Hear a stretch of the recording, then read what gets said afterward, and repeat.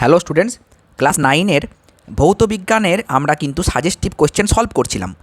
তো প্রথম দুটো ভিডিও তোমাদের শর্ট কোশ্চেনের সাজেশন দেওয়া হয়েছে। কোশ্চেন ব্যাংকের যে সমস্ত ইম্পর্টেন্ট শর্ট কোশ্চেন সেগুলো আমি সলভ করিয়ে দিয়েছি। আর এই ভিডিওতে আমরা 3-এর দাগের এবং 4-এর দাগের কোশ্চেন সলভ করব, মানে যেগুলো ইম্পর্টেন্ট, যেগুলো 2 নাম্বার, 2 মার্কস আর 3 মার্কসের কোশ্চেন তোমাদের আসবে পরীক্ষায়, সেই রকম কোশ্চেন আমি তোমাদের এই ভিডিওতে সলভ করাবো। তো চলো 1 নাম্বার কোশ্চেন কি বলছে না, 100 ঘনসেমি পারদের ভর 1360 গ্রাম হলে ঘনত্ব কত? আমরা জানি ঘনত্ব সমান ভর বাই আয়তন। তাহলে ভর বলা আছে 1360 আর আয়তন বলা আছে 100। তাহলে এই 0 কাটলো আর ওপরে দশমিকটা বাঁ দিকে সরে যাবে 1 ঘর। তাহলে 13.6 গ্রাম পার সেমি কিউব। ব্যাস, উত্তর হয়ে গেল। দেখো এখানে করাও আছে। পরের প্রশ্ন, একটা মৌল বলেছে ফসফরাস, ঠিক আছে? এইটা এইভাবে লেখে না, আমি লিখে দিচ্ছি 15 আর ওপরে আছে 31। এই নিউক্লাইডে প্রোটন, নিউট্রন এবং ইলেকট্রনের সংখ্যা নির্ণয় করো। দেখো তোমরা একটা কথা জানো যে একটা পরমাণুতে যতগুলো প্রোটন থাকে ততগুলোই ইলেকট্রন থাকে। তাহলে প্রোটন 15টা, ঠিক আছে, ইলেকট্রনও 15টা, কারণ নিরপেক্ষ পরমাণুতে প্রোটন সমান ইলেকট্রন, একদম সুন্দর করে দেওয়া আছে, দেখতে পাচ্ছ। নিউট্রন কটা? ওপর থেকে এই নিচের সংখ্যাটাকে বিয়োগ দিতে হয়, তাহলে 31 - 15, অর্থাৎ নিউট্রন আছে 16টা। ব্যাস, হয়ে গেল। তো এই ধরনের কোশ্চেন কিন্তু একটা তোমাদের আসবে। নেক্সট কোশ্চেন দেখো, বলছে তোমার বয়স সেকেন্ডে প্রকাশ করলে কি অসুবিধা হতো? বয়স সেকেন্ডে প্রকাশ করলে সংখ্যাটি খুব বড় হয়ে যাবে, ফলে মনে রাখা এবং ব্যবহার করা কঠিন হবে, তাই বছর এককে ব্যবহার করা সুবিধাজনক। বলের সংজ্ঞা দাও, তার মানে বল কাকে বলে? যে বাহ্যিক প্রভাব কোনো বস্তুর স্থিতি বা গতির অবস্থার পরিবর্তন করে বা পরিবর্তন করার চেষ্টা করে তাকে বল বলে। অর্থাৎ যে বাহ্যিক প্রভাব কোনো বস্তুকে দাঁড় করাতে চায় বা গতিশীল করতে চায় বা গতিশীল করার চেষ্টা করে বা স্থির করার চেষ্টা করে তাকেই বলা হবে বল। পাখি আকাশে ওড়ে কিভাবে? এক্ষেত্রে নিউটনের কোন সূত্র প্রযোজ্য? পাখি ডানা দিয়ে বাতাসকে নিচের দিকে ঠেলে দেয়, ফলে বাতাস পাখিকে সমান ও বিপরীত প্রতিক্রিয়া বল দিয়ে ওপরে ঠেলে দেয়, এতে পাখি উঠতে পারে। ঠিক আছে, এখানে দরকার হলে তুমি এই ছবিটা দেবে, এই দিকে একটা বল প্রয়োগ করছে ডানা দিয়ে আর এই দিকে একটা বল প্রয়োগ করছে ডানা দিয়ে। তাহলে বায়ু কি করছে? একে আবার উল্টো দিকে প্রতিক্রিয়া বল প্রয়োগ করছে, এই দিকে আর এই দিকে। ঠিক আছে, তাহলে এই দিকে যদি প্রতিক্রিয়া বল তৈরি হয়, তোমরা সামান্তরিক সূত্র পড়েছো বলের, হ্যাঁ? তো সামান্তরিক সূত্রতে কি দেওয়া ছিল? 1 মিনিট দাঁড়াও, ছবিটা আমি একটু সরিয়ে নিই, তাহলে বুঝতে পারবে। সামান্তরিক সূত্রতে ছিল যে এইটা যদি একটা সামান্তরিক হয় তাহলে এই কর্ণটা হবে কিন্তু তার যোগফল, তাহলে পাখিটা এই দিকে উড়ে যাবে। বোঝা গেল? ক্লিয়ার? এই ছবিটাও তুমি দিয়ে দিতে পারো। তুমি এইটা কি দেবে? এইটা যে ঊর্ধ্বমুখী বলের দিক, ঊর্ধ্বমুখী বলের দিক, যেটা এরম করে দেখিয়ে দেবে। এখানে একটা অ্যারো দেবে, এখানে একটা অ্যারো দেবে, ঠিক আছে? এইটা হচ্ছে ঊর্ধ্বমুখী বলের দিক, ক্লিয়ার? আর এইটা বায়ুতে প্রয়োগ করা বল, বায়ুতে প্রয়োগ করা বল। ওকে, ক্লিয়ার? বায়ুতে প্রয়োগ করা বল। এখানে নিউটনের তৃতীয় গতিসূত্র প্রযোজ্য, কারণ পাখি যখন বায়ুর উপরে বল প্রয়োগ করছে, বায়ু ওর ওপরে কী দিচ্ছে? প্রতিক্রিয়া বল দিচ্ছে। রৈখিক ভরবেগের সংরক্ষণ সূত্র লেখো। বাহ্যিক বলের অনুপস্থিতিতে কোনো সিস্টেমের মোট রৈখিক ভরবেগ সর্বদা ধ্রুবক থাকে। মনে রাখবে, আমি যদি বাইরে থেকে কোনো বল প্রযুক্ত না করি তাহলে কিন্তু কোনো বস্তু বা বস্তু সংস্থার মোট ভরবেগ একই থাকবে, পরিবর্তন হবে না। যদি পারো তো তোমরা এই ছবিটা এঁকে দেবে, ঠিক আছে? এইটা একটা তল, কেমন? এইটা একটা তল, এখানে দুটো বল যাচ্ছিল, একটা m1 ভরের, একটা m2 ভরের, এইটা m1, এইটা m2, এর বেগ এই দিকে u1 ছিল আর এর বেগ এই দিকে u2 ছিল। এদের মধ্যে ধাক্কা লাগলো, ধাক্কা লাগার পরে এরা আবার কিন্তু একই দিকে যেতে লাগলো নিজেদের মতো। তাহলে এই দিকে এ যাচ্ছে এখন v1 বেগে আর এই দিকে এখন যাচ্ছে v2 বেগে।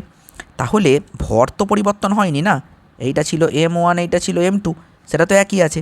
তাহলে ভরবেগের সংরক্ষণ সূত্র অনুযায়ী m1 u1 plus m2u2 equal to m1v1 plus m2v2, এইটা লিখে দিলেই হবে।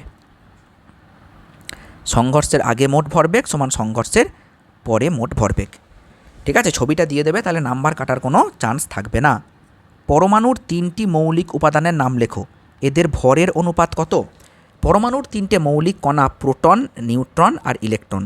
সব থেকে ভারী কে জানো? নিউট্রন, তারপরে প্রোটন, তারপরে ইলেকট্রন। এখান থেকে অনেক শর্ট কোশ্চেন হয়। প্রোটনের আধান কেমন? পজিটিভ। ইলেকট্রনের আধান কেমন? নেগেটিভ। নিউট্রনের আধান কেমন? নিউট্রন হচ্ছে আধানহীন, এর কোনো আধান নেই। আর ভরের অনুপাত এটা দেখে যাবে 1:1:1/1836 গুণ, মানে প্রোটন আর নিউট্রনের ভর প্রায় একই, ইলেকট্রনটা অনেকটা কম, 1/1836 গুণ। ইলেকট্রন অনেক হালকা। পারমাণবিক সংখ্যা এবং ভর সংখ্যা সংজ্ঞা লেখো। পারমাণবিক সংখ্যা কাকে বলবো? পরমাণুর নিউক্লিয়াসে উপস্থিত প্রোটন সংখ্যাকে পারমাণবিক সংখ্যা বলে, যতগুলো প্রোটন থাকবে সেটাই পারমাণবিক সংখ্যা। আর ভর সংখ্যা কাকে বলবো? পরমাণুর নিউক্লিয়াসে উপস্থিত প্রোটন ও নিউট্রনের মোট সংখ্যাকে ভর সংখ্যা বলে। তাহলে আমি যদি বলি শুধু প্রোটন সংখ্যা, তাহলে সেইটা হবে পারমাণবিক সংখ্যা। আর যদি বলি যে প্রোটন প্লাস নিউট্রন সংখ্যা, সেইটা হবে ভর সংখ্যা। মনে রাখবে, কেমন? আচ্ছা, এই কোশ্চেনটা, এগুলো সব 3 নাম্বারের কোশ্চেন। দেখো দেওয়া আছে, লেখচিত্রের সাহায্যে V equal to U plus AT সমীকরণটি প্রতিষ্ঠা করো। দেখো আমি এখানে লেখচিত্রটা এঁকে দিচ্ছি। ওকে, দেখো এই দিকটা হচ্ছে গিয়ে বেগ, তোমরা এইভাবেই আঁকবে, আর এই দিকটা হচ্ছে সময়। এখান থেকে আমি একটা লেখচিত্র অঙ্কন করলাম। তো এই যে লেখচিত্রটা আমি আঁকলাম, এইটা হচ্ছে ইউ, ঠিক আছে, আর এইটা হচ্ছে বেগ ভি। আশা করি ক্লিয়ার, একটা ইউ একটা ভি, ঠিক আছে। তো দেখো যদি বলি যে ত্বরণ কত, তো ত্বরণ মানে তো আমরা জানি, আচ্ছা যদি নাম দিই ও, এ, বি, সি, ডি, ঠিক আছে। তো ত্বরণ মানে আমরা এটাকে ই নাম দিতে পারো, এই বিন্দুটার নাম দিতে পারো ই। তো একটা বস্তু যার প্রাথমিক বেগ ইউ এবং অন্তিম বেগ ভি, তো সেই বস্তুটার ত্বরণ কি হবে? বেগের পরিবর্তন বাই সময়। তাহলে লেখচিত্র থেকে আমি কি পাবো? বেগের পরিবর্তন কোনটা? স্যার পরে বেগ হয়েছে বিসি, আর আগে বেগ ছিল সিডি, বাই সময় তো স্যার ওসি, যেটাকে আমরা টি বলছি।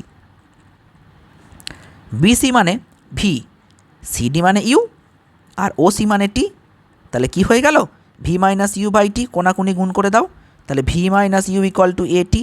তাহলে V equal to U plus AT. খুব ভালো করে দেখে যাবে। প্লাস লেখচিত্রের সাহায্যে এটাও তোমরা দেখে যাবে, S equal to UT plus half AT square. এটাও আমি পরের ভিডিওতে তোমাদের জন্য নিয়ে আসবো। এটা কিন্তু মোস্ট ইম্পর্ট্যান্ট, ঠিক আছে, এটা কিন্তু পরীক্ষাতে এবারে আসবেই। 1 কেজি ভরের একটি বস্তু 10 মিটার পার সেকেন্ড বেগে গতিশীল। তার মানে স্যার বলা আছে এম সমান 1 কেজি, বেশ, ইউ সমান 10 মিটার পার সেকেন্ড। বস্তুটিকে 4 সেকেন্ড সময়ে থামানো হলো, তাহলে কত বল প্রযুক্ত করতে হবে? স্যার আমরা পড়েছিলাম এফ সমান নাকি এম এ, তাহলে থামাতে যখন হয়েছিল V equal to U minus AT লিখি। থামিয়ে দিয়েছিলাম মানে মন্দন সৃষ্টি হয়েছে, আর মন্দন হলে মাঝে মাইনাস লিখতে হয়, প্লাস নয়। তাহলে থামানো হয়েছে মানে 0, ইউ মানে 10, এ আমি জানি না স্যার, টি 4 বলা আছে না, টি 4 সেকেন্ড। তাহলে এ বের করে নাও, এ হচ্ছে গিয়ে 10/4 মিটার পার সেকেন্ড স্কোয়ার। দেখো হয়ে গেল। ওকে, তুমি এইটা দেখে না করলেও হবে, তুমি এইটা দেখে করো, আমি করে দিচ্ছি, এটাই করো, ঠিক আছে। তাহলে এফ সমান এম এ বের করো। এম মানে স্যার 1, আর এ মানে 10/4, তাহলে 4 2 8 9 10, 4 5 20, 2.5 নিউটন বল প্রয়োগ করতে হবে স্যার। ক্লিয়ার? 2.5 নিউটন বেগের বিপরীতে প্রয়োগ করতে হবে।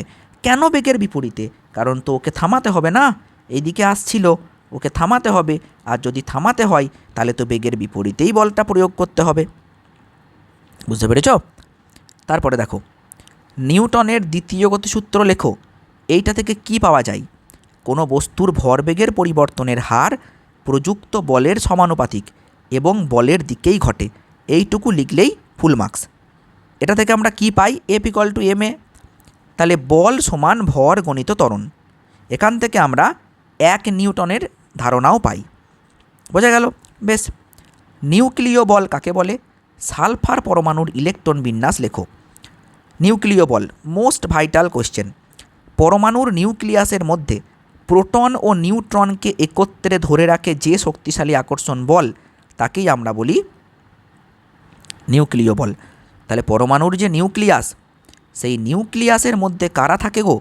নিউট্রন থাকে আর প্রোটন থাকে। তো এদেরকে যে বল ধরে রাখে একসঙ্গে, তাকেই আমরা বলি নিউক্লিয় বল।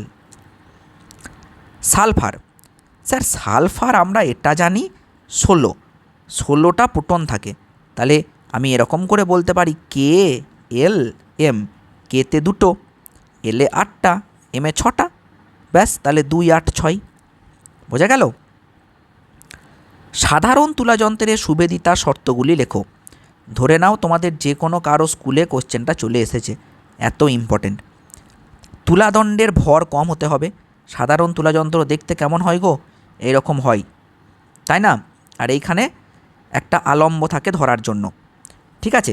তাহলে তুলাদণ্ডের ভর কম হতে হবে, তার মানে এইগুলোর ভর হতে হবে কম। তুলাদণ্ডের বাহুর দৈর্ঘ্য বেশি হতে হবে, মানে এইগুলো বড় হতে হবে। আর কি না, ভর কেন্দ্রকে আলম্বের খুব কাছে রাখতে হবে। ভর কেন্দ্র কোনটা? ভর কেন্দ্র মানে এই গোটা সিস্টেমের ভর যেখানে আছে, মানে যেখানে তুমি এটাকে ব্যালেন্স করে রাখতে পারবে, সেই ভর কেন্দ্রের কাছাকাছি আলম্বটাকে হতে হবে, মানে আলম্বটাকে মাঝে রাখলেই ভালো হয় আর কি। সমদ্রুতি সম্পন্ন বস্তু সমবেগ সম্পন্ন নাও হতে পারে, ব্যাখ্যা করো। দেখো, দ্রুতি সমান হলে বেগের দিক পরিবর্তন হতে পারে। মনে করো কোনো একটা বস্তু বৃত্তাকার পথে ঘুরছে, ঠিক আছে? এবার এই যে বস্তুটা, এ সুন্দরভাবে স্মুথলি যাচ্ছে, tick tick tick tick tick tick tick tick tick tick tick tick করে। তোমার মনেই হতে পারে যে স্যার এইটা কিন্তু সমবেগে যাচ্ছে। না, সমবেগে কোনো দিনই যাচ্ছে না, এটা সমদ্রুতিতে যাচ্ছে। বেগ কি করে এক হবে? বেগের তো দিক আছে না, বেগের তো সব দিকে দিক পরিবর্তন হচ্ছে। তাহলে এইটা সমবেগে নয়, সমদ্রুতিতে যাচ্ছে, ঠিক আছে? সমদ্রুতি মানেই কিন্তু সমবেগ নয়। তারপরে বলছে দেওয়াল ঘড়ির গতি কেমন গতি? দেওয়াল ঘড়ির পেন্ডুলামের গতি পর্যাবৃত্ত গতি, পিরিয়ডিক মোশন। দৈনন্দিন জীবনে ব্যবহার করা হয় এমন দুটি ক্যাথোড রশ্মি নলের উদাহরণ দাও। টেলিভিশনে ব্যবহার করা হয়, আর কম্পিউটার মনিটরে, পুরনো সিআরটি মনিটরেও ব্যবহার করা হয়, ঠিক আছে? আর ভালো করে পড়ে যাবে এই দুটো, হ্যাঁ। আর হাইড্রোজেন পরমাণুর বর্ণালী বিশ্লেষণ করলে কী ধরনের বর্ণালী পাওয়া যায়? হাইড্রোজেন পরমাণুর বর্ণালী বিশ্লেষণ করলে রেখা বর্ণালী পাওয়া যায়। খুব ভালো করে তৈরি করবে এই কোশ্চেনগুলো। আমি নেক্সট ভিডিও আবার খুব তাড়াতাড়ি নিয়ে আসছি তোমাদের জন্য, ঠিক আছে?